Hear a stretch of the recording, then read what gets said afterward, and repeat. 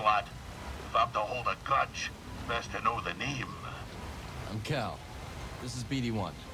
My bantam old mum dubbed me Skoova Stev. Skoova the Fisher, am I? You know, there's a fish tank down in Pyloon Saloon that could use some attention. Pylon Saloon? That'll have an infested watering hole down in yon valley. All right. Did I ask? Ah, fine, twist my arm. I'll do it. Meet me at the saloon and we'll appraise this so-called tank.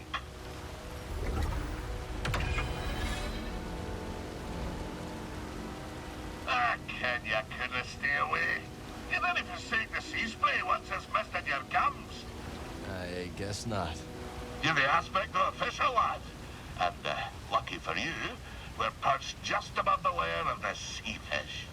Sea fish, huh? That's right. An impossible catch. No fisher in the right mind would pursue such a quarrelsome foe. No fisher, but Skoova Stev.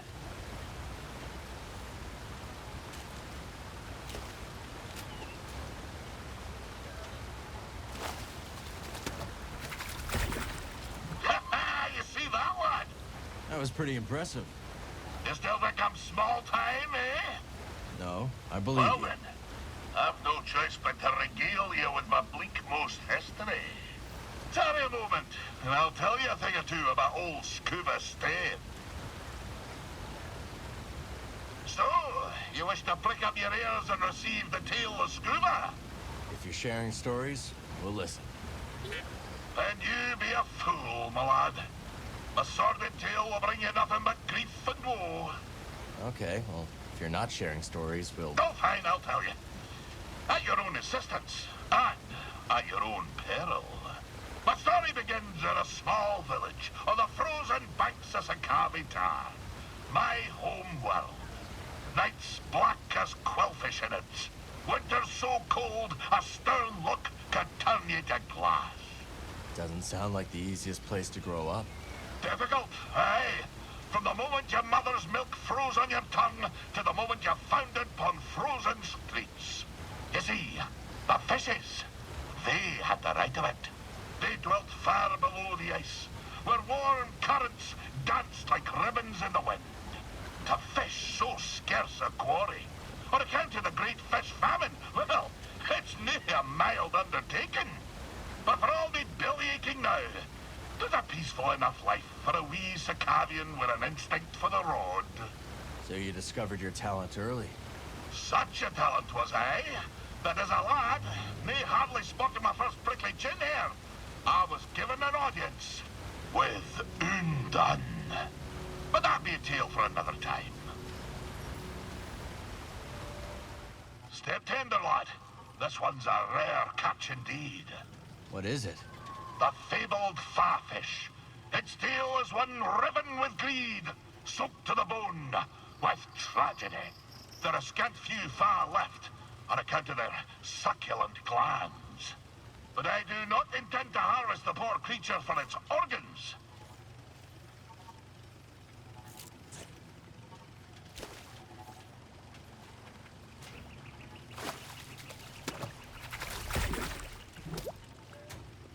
I intend to bring it back to the saloon, where I might one day find a mate for it.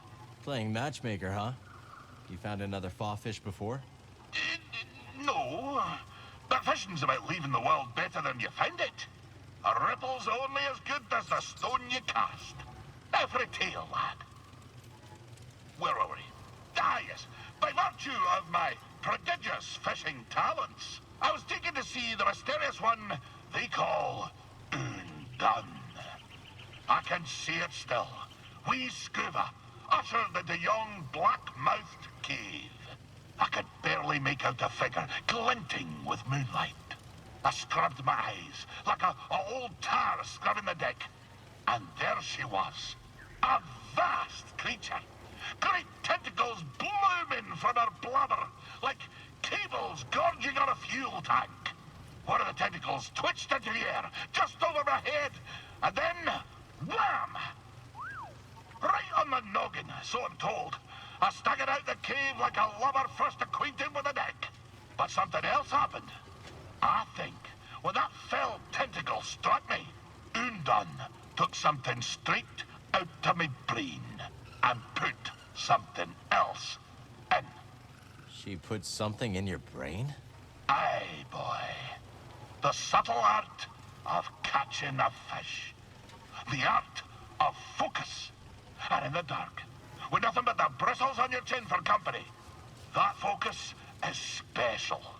From that day forward, when I plunged my line into the frigid waters, it would emerge with a fish. 3 times out of 7. That's less than half. My village told me that I'd be the one to save them from the great fish famine. Little did I know that the grapnel was soon to arrive on our shores. Gonna assume that's a bad thing. Perhaps, lad. And perhaps not. But that'll be a story for another time. Did you nae hark my words? I heard you. Not sure I understand, though. 'Tis the noise, lad. A fisher must be master of all the senses, eh? We're in the lair of the fan-tailed larfish. The greatest smeller of things foul beyond the deep core. Are you saying we smell foul? You're no lethal peach. Nae to worry. Being clever, I ken to apply the pungent musk of the glotsome crab to me suit. Oh, the old fishy won't know what hit her.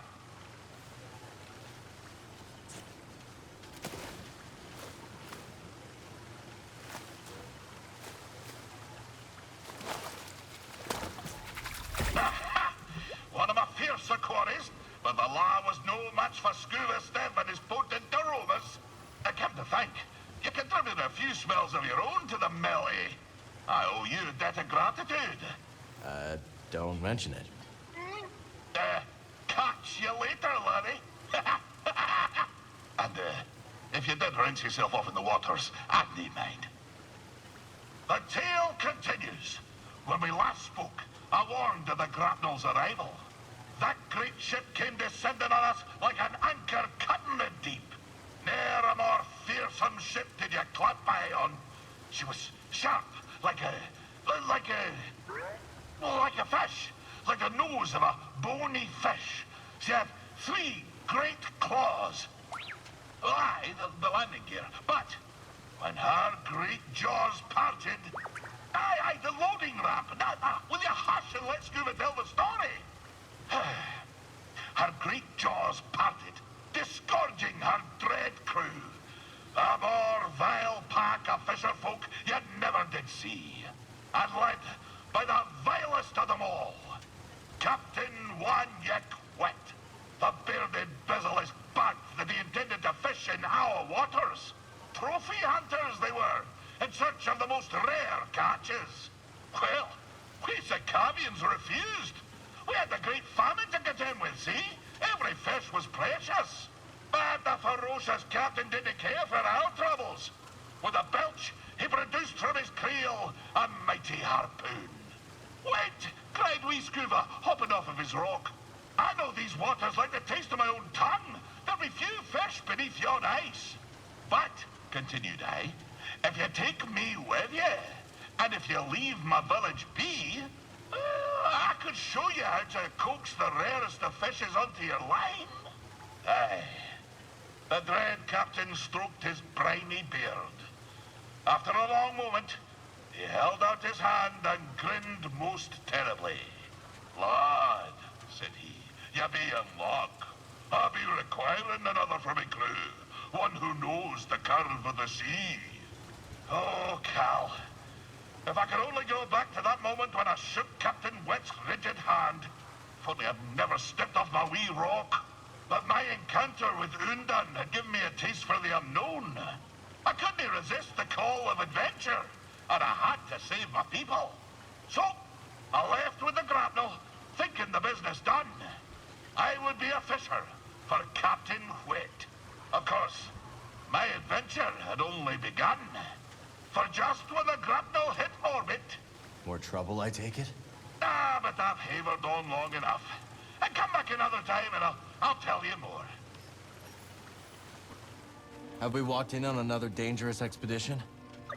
Well, the feral sneakfish prefers the taste of crab, but would happily settle for your toe. Are you sure all this is worth the risk? There's great beauty in peril, lad. And these noble beasts demand respect, you know. As you'll see.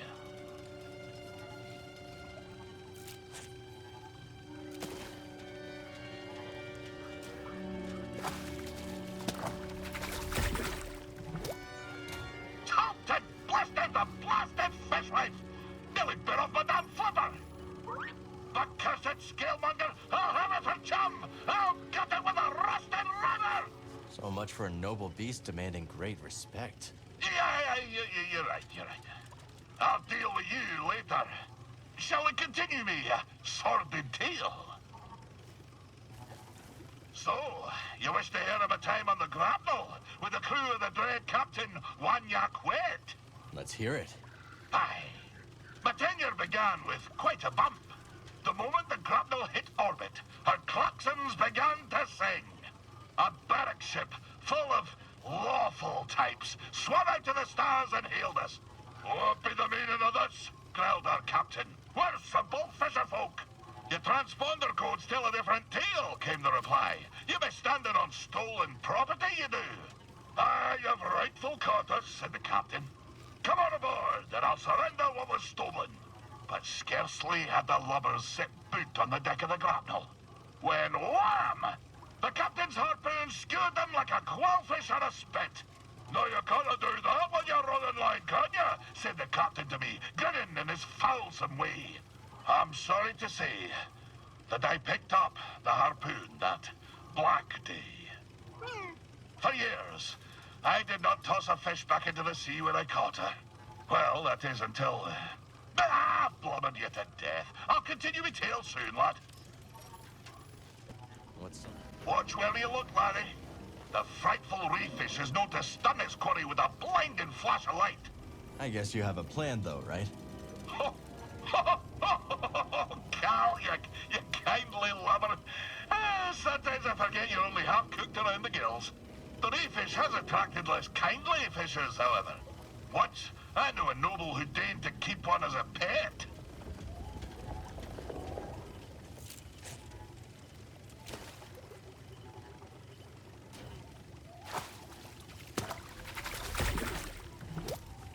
Aha!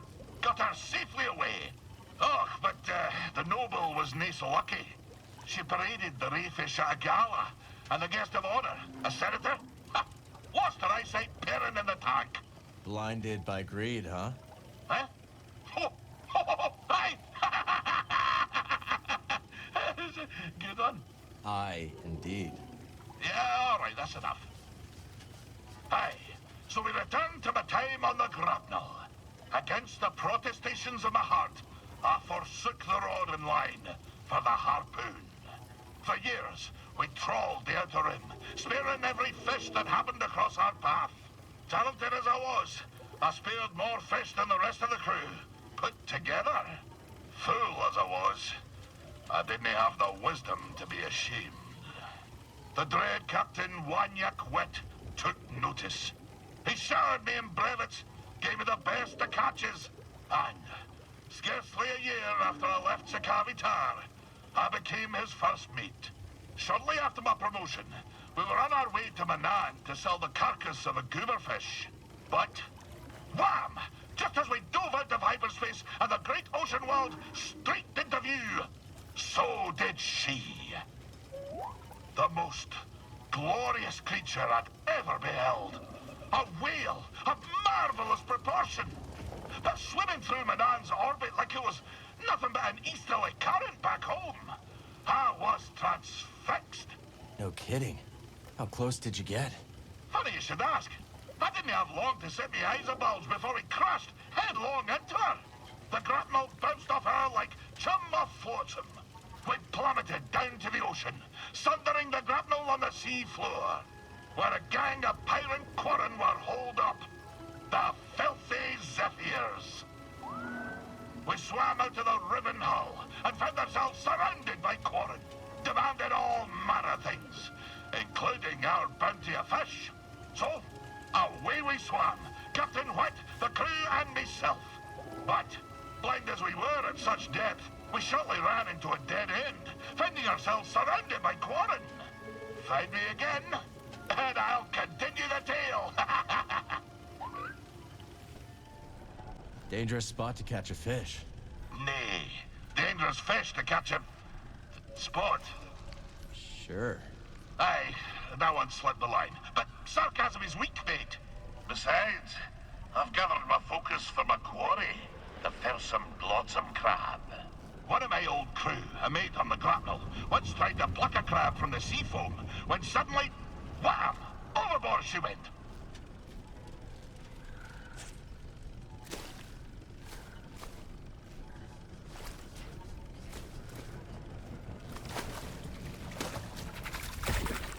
Where was I?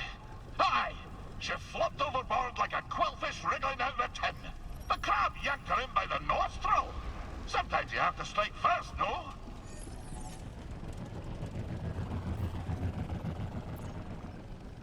I don't think so. Perhaps you're wise not to take your morals from a crab. But perhaps not. Stay a moment, and I'll regale you with the next chapter of my tale. So Skoova, whatever happened with the pirates? So there we were, 4 quarren, armed with spears, each way a mind to make a mantelpiece of my wee rubbery head. I looked over to me captain, and he stared right back, waving his arms like a goober fish in heat. At the harpoon I held in my hand. Oh, for a black instant, I considered nailing those pirate quarren to the rocks with my harpoon. But something stopped me from pulling the trigger. Perhaps it was the sparkle that caught my eye. The sparkle of a passing glumbrig eel. What would those pirates say to a whole school of glumbrig eels? A crackle and a sparkle as they be, thought I. So I opened my wee mouth and emitted the mating call of the eel.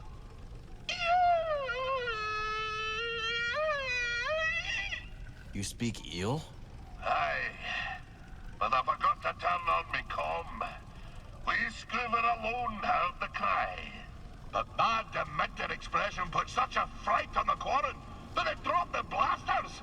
By the time they'd come to the senses, we were swimming away as fast as our flippers could carry us. It was only later, as we fled aboard the Zephyr's schooner, that I realized how close the real danger was. But I shall continue my tale next time. Stay your wandering boots, my lad, and answer old Skoova. Do I strike cutting fishermen? Not sure what you mean. Me appearance, lad. Does it warm your shallows? Does it put a sea spray on your face? You look nice, Skoova. Let's hope the frilled mute agrees, laddie. I'll have to muster all my seaward charms if I build you it into my grasp.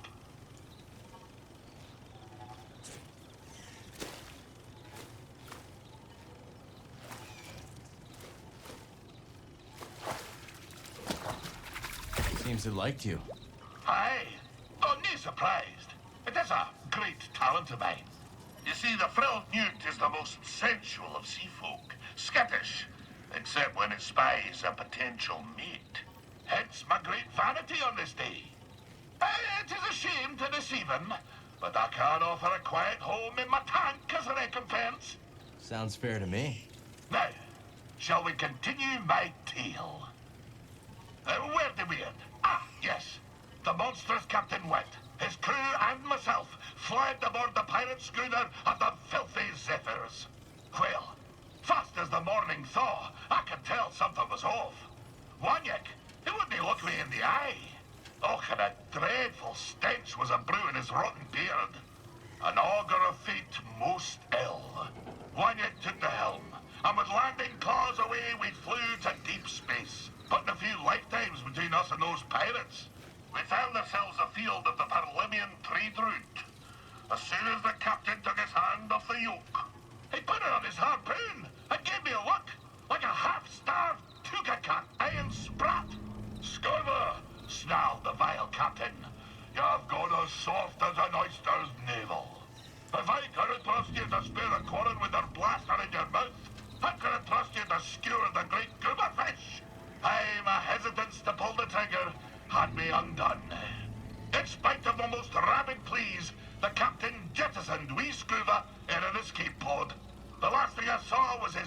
smile, crooked like a beeman's backbone.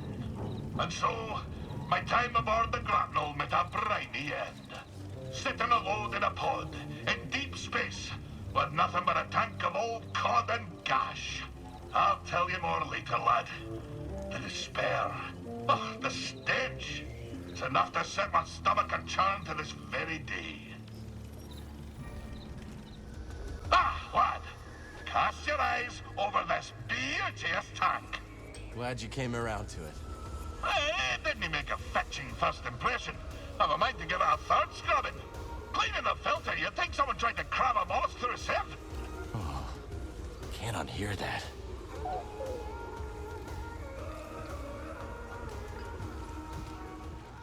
Skoova, hey, what's waiting beneath the surface this time? These strange climes have a most mysterious resident. The Viscid Lurker. They love to nestle into the cozier reaches of the sea, but they're no too cozy for Skoova Steph. Nice, I think.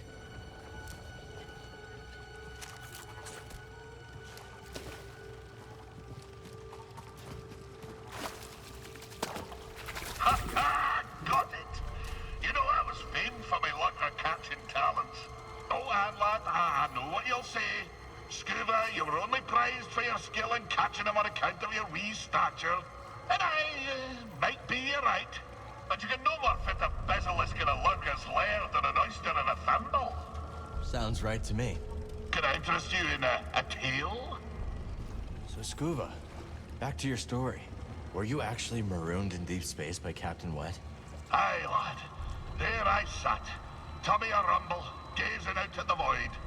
My somber reflection staring back from the porthole. Was it hours? Years? Neither would faze me. But I do recall this. After a term most interminable, there she was, like a bowsprit cutting through a crest. A great space whale, still sporting the grapnel's imprint on her side, emerged from a parted void. Aye, even now it brings the salt to my eyes. Her great blubbery undulations tossed me pod through the stars like a goose-winged skiff. The stars swirled about like 100,000 fishes until suddenly I saw a planet below. There my pod crashed, and there I was rescued by kindly locals. I had been saved by this marvelous creature from the depth of space. I tried searching for her. Alas, to no avail. She eluded me for years before I packed my satchel and headed home for Skoova Tar. Most didn't believe what I'd seen. They say she was not but the terminal spasm of a starving salt's brain. But I know what I saw, lad. I know what I saw. Of course, when I returned home, things were not as I remembered them. But that'd be a tale for another time. Isn't it a little dark down there for fishing? A true fisher doesn't rely on the sun to do the seeing. A true fisher fishes with the mind. Sink your eyes on this.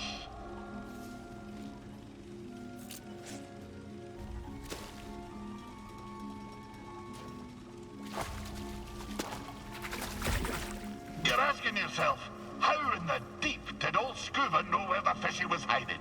And what you don't know is that the barred hookfish always travels northward.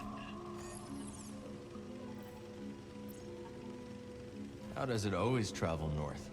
Well, you see, north, it's a relative, fine, I bumped into it on my way down.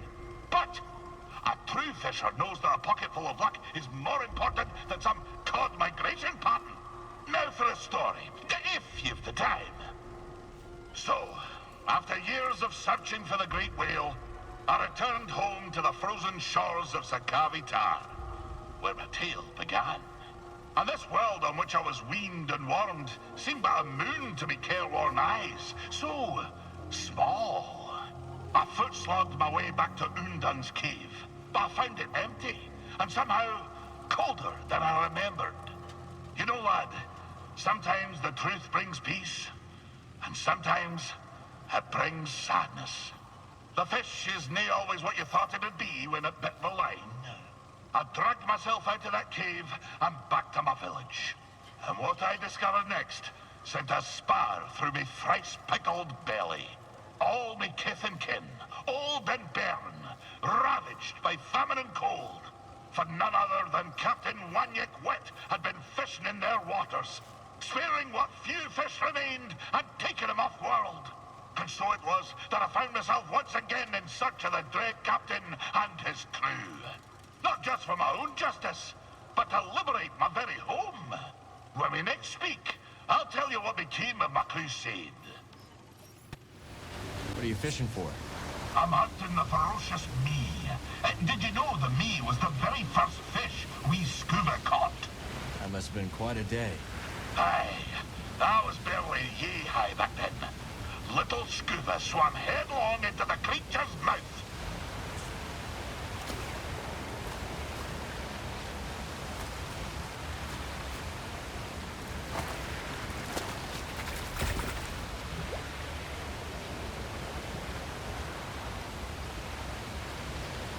But, plucky as I was, I couldn't digest me before fishing fellows pulled us out.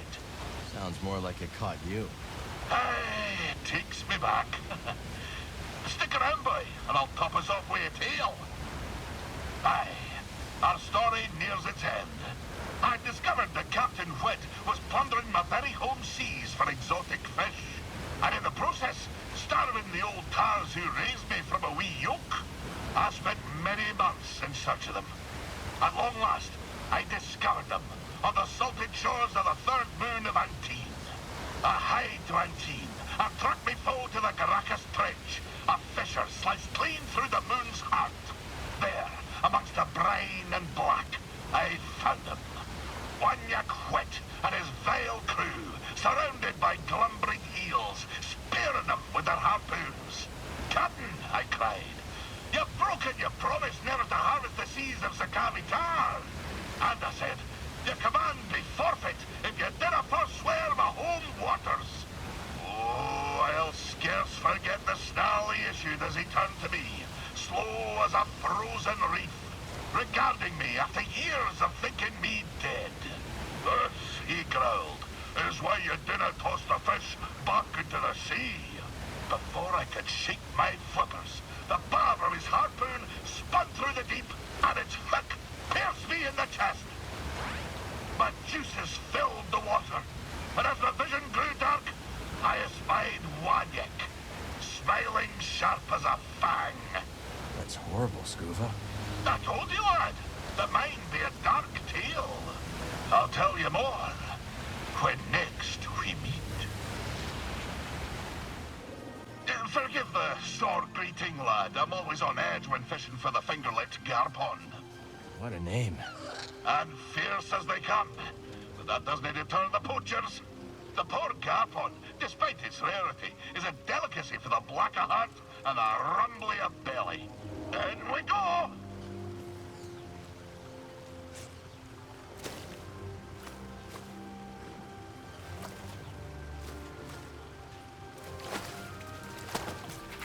Ah, did you see that beauty?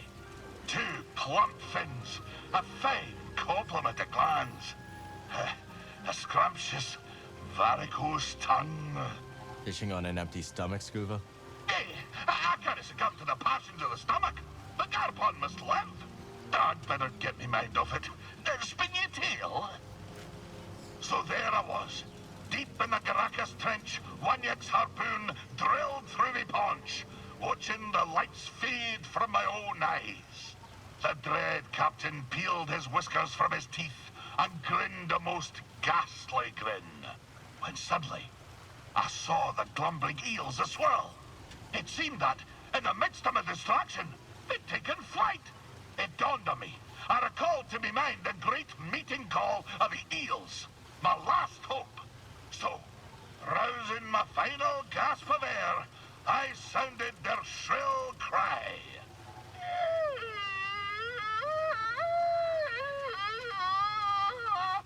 What happened? Well, lad, I'll tell ye. The eels swarmed in an electric blaze. The dread crew scattered, and Wanyek, that damned Wanyek, that dread captain was cooked like an evening quillfish. As the eels smote him into the deep, I felt consciousness run out of my ears.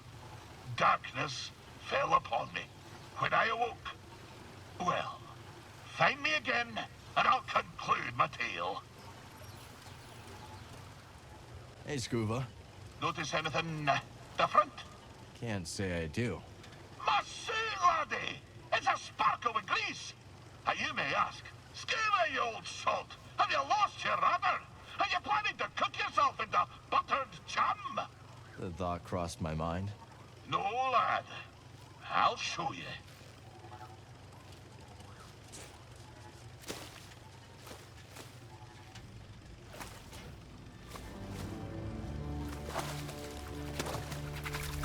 You see that, lad? The bluefinned crayfish is a fearsome warrior. Not just because its claws are sharper than the bristles on my lip, but also because it's as slippery as a sugar pea taking an afternoon dip. So, how do you fight slippery? By being muckle slippery yourself. I'll remember that next time I'm in a bind. Oh, and I've only just begun, lad. If you've a moment, I'll continue my tale. When I awoke from my last duel with Wanyak, it was on the deck of a fishing schooner. It seemed my speared carcass had bogged to the surface and been caught by a local fisher. What about Captain Wet? Did he survive? If that sack of seared slime yet plagues the galaxy, I've nae heard stem the stern of him, nor of his crew. Perhaps more importantly, the ordeal awoke me to the truth. I had no desire to spear fish, nor fisher. I had no desire to cross harpoons with dread captains, or to skewer the deadliest fish. In the hurly-burly of it all, I lost sight of myself. The fisherwoman who caught me, she knew of a nearby world with a great multitude of fishes. Kobo. So to Kobo did I go.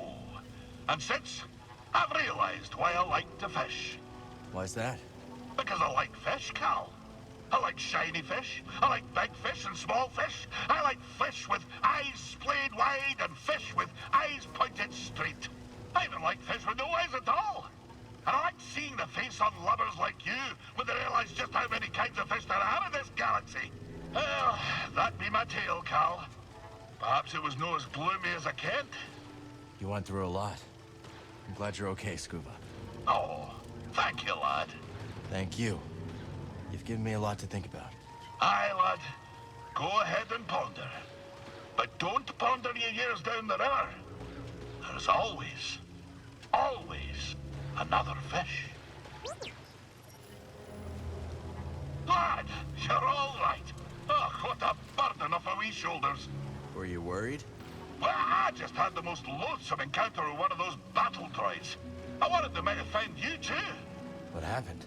The metal beast told me to present my tribute to the Bedlam leaders. Won't be tied any lubber who dares to steal a fish from Skoova's stand. Did you get into a fight with a battle droid? No, they took leave of me spot. Perhaps they were frightened by my crude gestures, eh? I'm glad you're okay, Skoova. Keep an eye out, Cal. There'll be strange folk in these waters.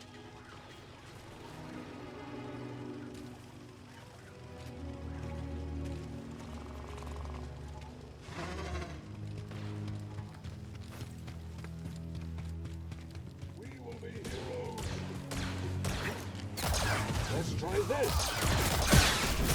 Ineffective.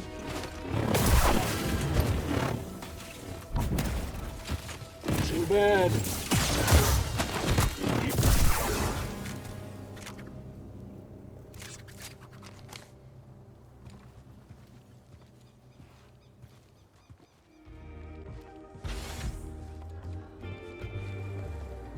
Coward! Hey, Skoova. How's the water? Fine. I just wanted to thank you for lending me your tank. Plenty more space for plenty more fishes, though. Let's keep them all spinning, eh?